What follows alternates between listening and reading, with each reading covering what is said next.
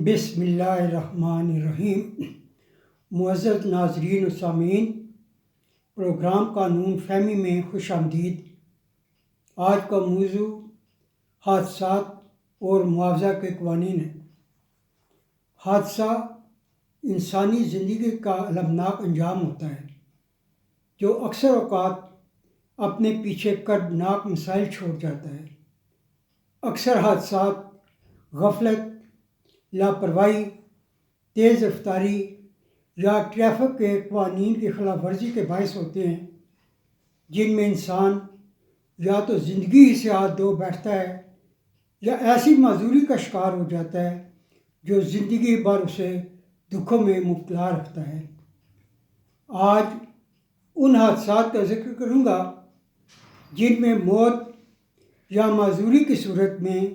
بذریعہ قانون معاوضہ یا ہرجانہ وصول کیا جا سکتا ہے، جو زندگی کا نعم البدل تو نہیں لیکن کسی حد تک دکھوں کا مداوع ہوتا ہے۔ اس سلسلہ میں مؤثر قانون سازی پہلے سے موجود ہے، لیکن اکثر لوگ ان سے آگاہ نہیں، جس کی وجہ سے وہ اکثر اوقات اپنے قیمتی حق سے محروم رہ جاتے ہیں۔ اس سلسلہ میں جو قوانین موجود ہیں ان کا ذکر کر دینا بہت ضروری ہے۔ سب سے پہلے دا فیٹل ایکسیڈنٹ ایکٹ 1855 یعنی جان لیوا حادثات کا قانون 1855، the workmen compensation act 1923 یعنی معاوضہ کارکنان کا قانون مجریہ 1923، دا موٹر وہیکلز ایکٹ 1939 اس کی دفعات 95 اور 96، موٹر وہیکلز آرڈیننس 1965 اس قانون کی دفعات 67، 67A، پاکستان پینل کوڈ 1860 اس قانون کی دفعات 299، 338، اور نیشنل ہائی وے سیفٹی ایکٹ 2000 اس قانون کی دفعہ 87 کے علاوہ ہم لا آف ٹارٹس میں بھی اپنی داد رسی حاصل کر سکتے ہیں۔ یہ وہ قانون ہے جو تکلیف دہ اور اذیت پہنچانے والے کسی بھی عمل میں مددگار ثابت ہو سکتا ہے اور ہرجانہ دلانے کا مؤثر ذریعہ بھی۔ گفتگو کا آغاز کرتے ہیں دا فیٹل ایکسیڈنٹ ایکٹ۔ یہ قانون ان لوگوں کے لیے ہے جو سڑک پر یا کسی حادثہ میں موت کا یا شدید زخموں کا شکار ہو جاتے ہیں۔ ان لوگوں کے لیے یہ قانون معقول معاوضہ اور ہرجانہ کی ضمانت دیتا ہے جو کسی بھی حادثہ کے نتیجے میں جان سے ہاتھ دھو بیٹھتے ہیں یا زخمی اور معذور ہو جاتے ہیں۔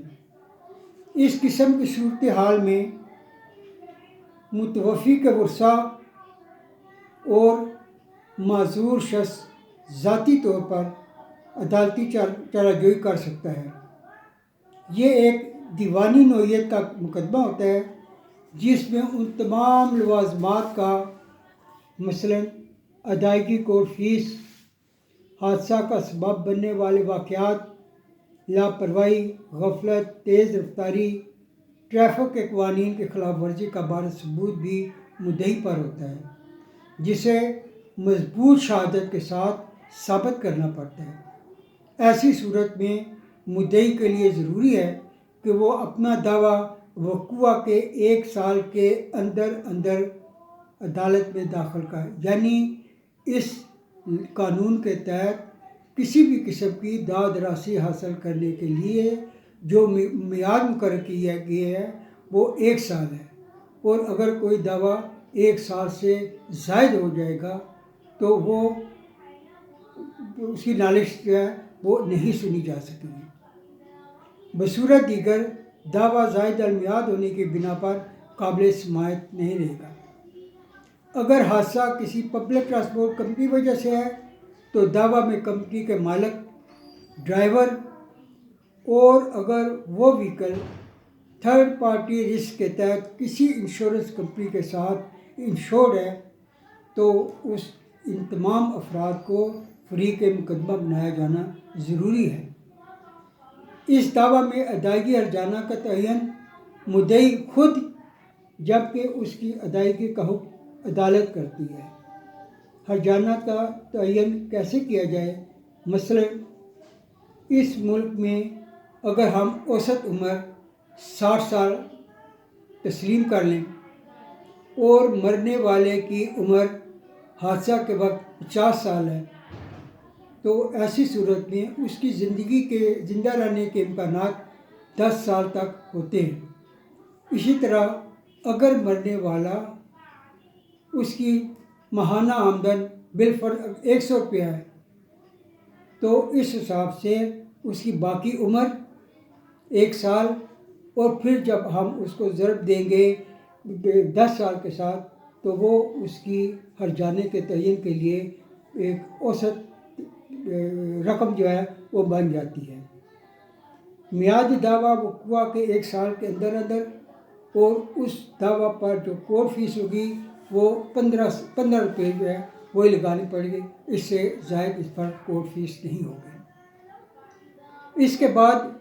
دوسرا عام ترین قانون ورک مینز کمپنسیشن ایکٹ ہے، یعنی کارکنان کے معاوضہ کا قانون،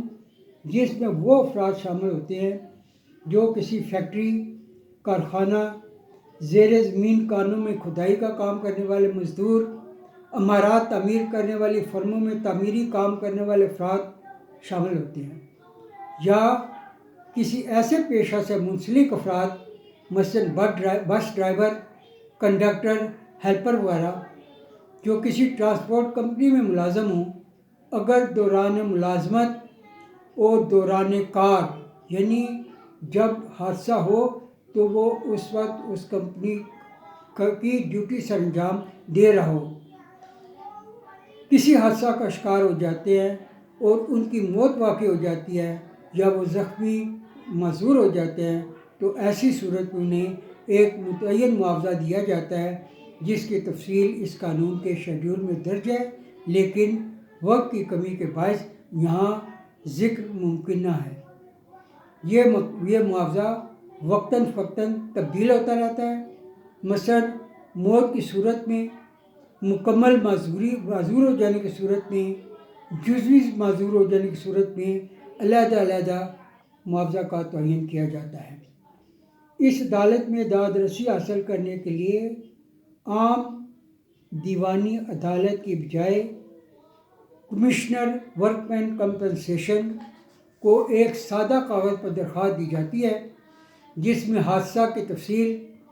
کارکن کی موت کی صورت میں ڈیتھ سرٹیفکیٹ اور FIR کی نقل شامل کرنا ضروری ہے۔ اگر مضروب خود درخواست دے گا تو کسی سرکاری اسپتال کے ڈاکٹر سے سرٹیفکیٹ منسلک کرے گا، جس میں وہ ضربات کی تفصیل کا اندراج کرے گا۔ اس کے علاوہ عدالت سے حصول انصاف کے لیے نہ تو کسی وکیل کی ضرورت ہوتی ہے اور نہ کسی اور فارمیلٹی کی۔ ٹریفک حادثات کیونکہ روزمرہ کا معمول بن گئے ہیں، ان میں غیر ارادی اور غیر شعوری عوامل بھی شامل ہیں۔ بعض اوقات فنی خرابی کا بھی، کہ جس کے نتیجے میں گاڑی کے اندر بیٹھے ہوئے مسافر یا تو جان سے ہاتھ دھو بیٹھتے ہیں یا شدید زخمی ہو جاتے ہیں، تو ایسی صورت میں موٹر وہیکلز ایکٹ 1939 کی دفعہ 95-96 اور موٹر وہیکل آرڈیننس 1965 کی دفعہ 67 اور 67A کے تحت کلیم ٹرائبیونل کی عدالت سے جو اپنے علاقہ کا ڈپٹی کمشنر یا اس کی طرف سے نامزد کوئی افسر ہوتا ہے مناسب معاوضہ دلایا جاتا ہے۔ یہ معاوضہ حاصل کرنے کے لیے اس عدالت سے طبع شدہ فارم مل سکتا ہے۔ ایسے معاوضہ کے حصول کے لیے کسی قسم کے کورٹ فیس لگانے کی کوئی ضرورت نہیں ہے۔ ضرورت صرف اس امر کی ہے کہ یہ مطالبہ حادثہ کے 90 روز کے اندر عدالت میں داخل ہو، یعنی اس کی لیمیٹیشن 90 روز ہے۔ اگر کسی معقول وجہ کی بنا پر اس میعاد کے اندر کلیم داخل نہ کیا جا سکا ہو تو عدالت اجازت دے سکتی ہے اور اس زائد المیعاد درخواست کی شنید ہو سکتی ہے۔ اس عدالت سے کلیم حاصل کرنے کے لیے مسافر یعنی بس کا مسافر ہونا ضروری ہے۔ اگر وہ بس کا مسافر نہیں تو اس عدالت سے معاوضہ کا حقدار نہیں ہوگا، البتہ پاکستان پینل کوڈ کی دفعات کے تحت دیت، عرش زمان کے حقدار ہوں گے، لیکن اس کے لیے بھی عدالت مجاز کا حکم ہونا لازمی ہے۔ نیشنل ہائی وے اتھارٹی کے قانون مجریہ 2000 کے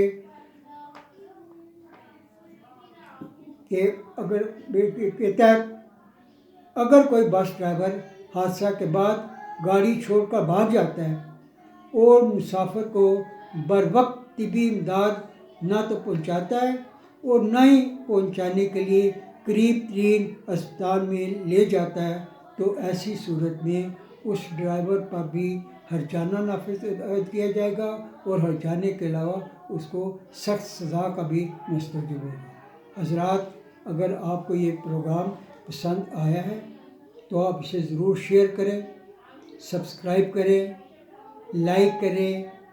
اور اپنے احباب کو اس کی افادیت کے بارے میں آگاہ کریں۔ اور اگر آپ اس